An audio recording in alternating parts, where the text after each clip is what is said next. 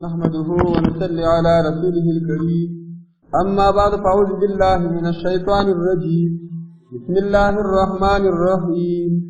سبحانك لا علم لنا إلا ما علمتنا إنك أنت العليم الحكيم دلّا پاندر لسم لنگے یا فتاہو جل جلالہ یا فتاہو جل جلالہ ایڈیر لی مشکل کشا ایڈیر لی مشکل کشا کرنا ہے مشکل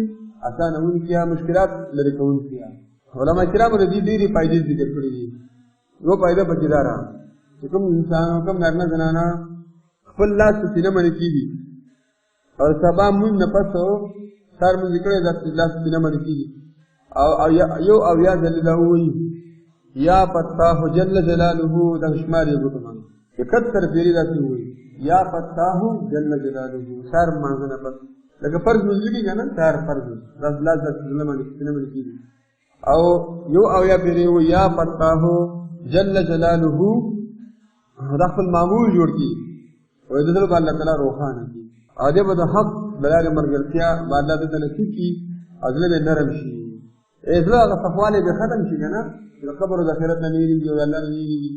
اغا صفوالی ازلب ختم شی و قبر و داخرت غم بوسر پیدا شی دین طرف سے توجہ پیدا شی خاصانا خبر ہے کنا کذلت سی بیماری بھی دزل بیماری میں اللہ دزل بیماری میں اللہ تعالی ختم کی خادا عجبا وغا دزل بیمار نفارت کلی لگا لے ہاں نن سبا ټول بیماران ډېر شي ها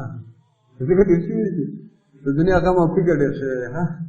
دا کچا کور له کوخ نه شو دا غاړه مطلب جیدات پیدا کول غواړي غاړي پیدا کول غواړي د بچو دا کورونا بعد ول غواړي کنه بس چونو فکرونه خلک ټول مریضان ها دې نمبر 3 دې نمبر پیدا کچې یو کړي هغه د قران نیز دکی توغه نیز دکی لکه نه لایق دماغ صحیح کار نه کوي حافظه کمزوری ها حافظه سی کمزوری کے سبق حیات کی بارو ذکر کی لوگ غیر پر پرکیبی جوڑی کے لیے پرش کے لیے جوڑی کے لیے یا فتاح جل جلالہ ثم رضی پر پرش کے لیے نا یہ لوگ کے لیے دا برشتے منود کے لیے بے با جو باج اچھی او وقت کی ہے نا ورځ کی روزانہ عمل کی انشاءاللہ لگا زمانہ بعد اللہ تعالی کی ذہن میں مضبوط او دنه بس دې لري ان شاء الله هغه تجربه شوی خبره نو زه خلک سکول کار کوم خو دې کار نه کوي بیا قرآن ملي ذکی دا یو توجیه په کار نه څه خو نه وځي ٹھیک شو کنه یا فتاح جل جلاله دا دې په پرش کې لګي څونه دې په پرش کې اډکې ته ہے نا له ګوګل کې دې اناره سارے چې ما څه دې ما خان دې یو ټیم په کار دریم دا دې وڅو کې چې زمونه تیار راځي اصلی پریشان ہے اللہ سے ظلم ہے دا فکر گس طرف تظلم دیکھا نا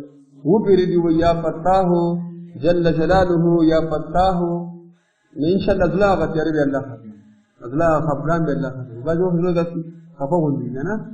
نا پریشانی میں کہ اللہ خاتم آغا ٹینشن پریشانی تو دورم نمبر فائدہ بچیدار ہوئی جسو کہ ہمیشہ دا پارا ہوئی ہمیشہ یا فتاح جل جلالہ ولاړه په ناس هر حال کې ودغه نه الله زړه پریشانی لري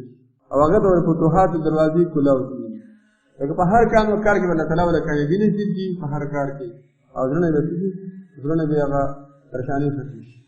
دې وجه هر وخت یې ذکر پکار دی ها ولاړه په ناس یا فتاح جل جلاله یا فتاح